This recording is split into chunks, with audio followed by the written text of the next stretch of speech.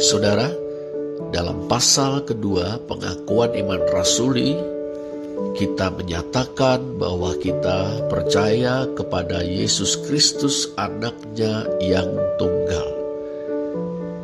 Apa maknanya? Saudara, pertama, kita percaya bahwa iman Kristen berakar dalam sejarah. Yesus yang bergelar Kristus, yang berjabatan sebagai Kristus, adalah seorang tokoh sejarah, seorang manusia yang benar-benar pernah ada, bukan fiksi, bukan khayalan, bukan produk imajinasi cemerlang dari manusia. Ia dikenal dengan julukan Yesus dari Nazaret atau Yesus orang Nazaret. Orang-orang sekotanya mengenal dirinya sebagai Yesus si tukang kayu. Kita bisa membaca dalam Markus 6 ayat 3. Bahkan Karl Marx, bapak sosialisme ilmiah itu, pernah bercerita kepada anak-anaknya tentang seorang tukang kayu dari Nazaret yang dibunuh oleh kaum kaya dan berkuasa. Ya, Yesus si tukang kayu dari Nazaret. Sejak kecil, Yesus membantu Yusuf, ayahnya, bekerja di bengkel tukang kayu, membuat meja, kursi, lemari, dipan, bahkan memperbaiki atau membangun rumah. Ia memiliki saudara-saudara sepupu yang dititipkan orang tua mereka kepada ayah Yusuf dan Bunda Maria. Ada Yakobus, Yoses, Yudas, Simon, dan beberapa orang saudara perempuan. Setelah ayah atau ayah angkatnya itu wafat, Yesus menjadi tulang punggung keluarga. Ia melanjutkan usaha ayahnya sebagai tukang kayu untuk memenuhi kebutuhan hidup ibu dan saudara-saudara sepupunya. Setelah ia berusia 30 tahun, sebagaimana kita membaca dalam Lukas 3 ayat 23, sementara adik-adik sepupunya sudah mandiri, Yesus memulai pelayanannya di muka umum, mewartakan kerajaan Allah. Kedua, kita percaya bahwa Yesus adalah Kristus. Kita tahu Kristus atau Mesias berarti yang diurapi. Bagi orang Yahudi, Kristus atau Mesias adalah gelar bagi raja yang dijanjikan Allah. Raja itu berasal dari keturunan Daud, mewarisi tahta Daud, memerintah untuk selama-lamanya atas kerajaan Israel Raya. Raja itu diurapi Allah, bukan sekedar dengan minyak urapan yang haum semerbak yang dituangkan di atas kepalanya, tapi dengan Roh Allah sendiri. Demikianlah kita membaca dalam Yesaya 11 ayat 1 dan 2. Suatu tunas akan keluar dari tunggul Isai, dan taruk yang akan tumbuh dari pangkalnya akan berbuah. Roh Tuhan akan ada padanya, roh hikmat dan pengertian, roh nasihat dan keperkasaan, roh pengenalan dan takut akan Tuhan. Kapankah Yesus diurapi sebagai Mesias? Jawabnya, saat dibaptis oleh Yohanes di Sungai Yordan. Itulah yang kita baca dalam Markus 1 ayat 9 sampai 11. Dikatakan bahwa pada waktu itu datanglah Yesus dari Nazaret di tanah Galilea, dan ia dibaptis di sungai Yordan oleh Yohanes. Pada saat ia keluar dari air, ia melihat langit terkoyak dan roh seperti burung merpati turun ke atasnya. Lalu terdengarlah suara dari sorga, "Engkaulah anakku yang kukasihi, kepadamulah aku berkenan." Pernyataan "Engkaulah anakku yang kukasihi" mengingatkan kita pada pernyataan Allah melalui imam saat mengurapi seorang pangeran dari keturunan Daud untuk menjadi Raja Yehuda. "Anakku engkau telah kuperanakkan pada hari ini." Mazmur 2 ayat 7. Gereja purba atau gereja mula-mula yakin bahwa melalui baptisan Yohanes, Yesus diurapi Allah dengan rohnya untuk menjadi Mesias atau Raja Agung, Raja sejati dari keluarga Daud. Di kemudian hari, saudara, teologi Kristen mengembangkan pemahaman tentang 3 jabatan yang tergandung dalam kemesiasan Yesus, yaitu Raja, Nabi, dan Imam. Yesus diurapi sebagai Raja. Ia mengemban otoritas ilahi atas sorga dan dunia guna melaksanakan pemerintahan atau kerajaan Allah. Yesus diurapi sebagai Nabi, yaitu Dia yang adalah firman yang menjadi manusia. Yohanes 1 ayat 14 menyampaikan firman Allah sebagai Nabi yang menutup dan menyempurnakan gerakan nabi-nabi. Ibrani 1 ayat 1-2 yang dimulai sejak Musa dan dihidupkan kembali oleh Elia di zaman raja-raja Israel. Yesus diurapi sebagai imam besar. Artinya Dia yang dalam segala hal sama dengan kita, namun suci tanpa dosa. Ia mempersembahkan dirinya sebagai kurban untuk keselamatan kita. Yang ketiga, saudara, kita percaya bahwa Yesus adalah anak tunggal Allah.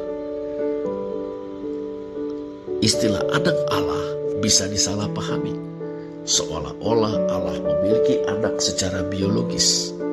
Tentu saja tidak. Allah tidak beranak, Allah tidak diperanakkan. Lantas apa artinya ketika kita menyatakan bahwa Yesus adalah anak Allah atau anak tunggal Allah? Pernyataan bahwa Yesus adalah anak Allah pertama-tama berarti bahwa Ia adalah Kristus atau Mesias, Raja Agung dari keturunan Daud yang dijanjikan Allah dan diurapinya untuk memerintah sorga dan dunia, untuk mewujudkan kehendak Allah di bumi seperti di surga.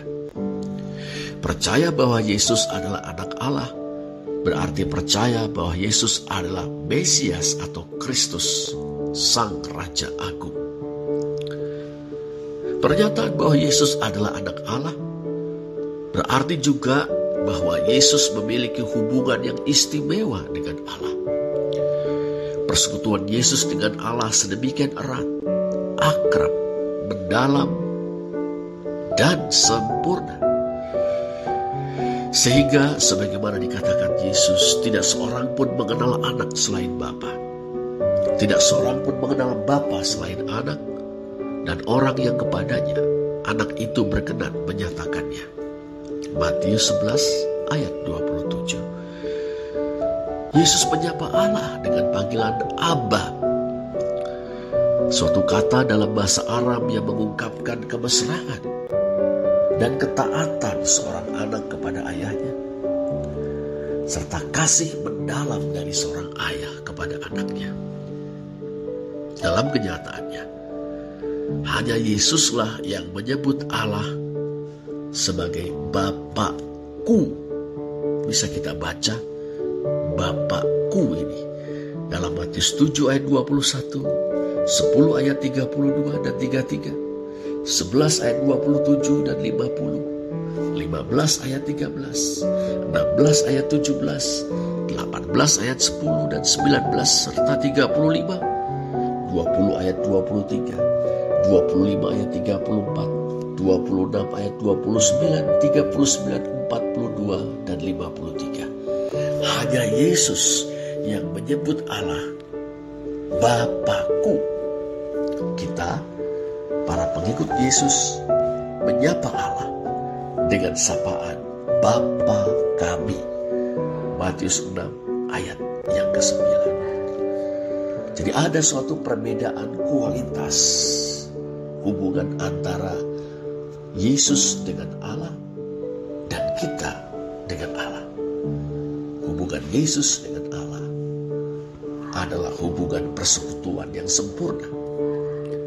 Dan dari kesempurnaan hubungan itu, kita beroleh anugerah untuk menjadi anak-anak Allah.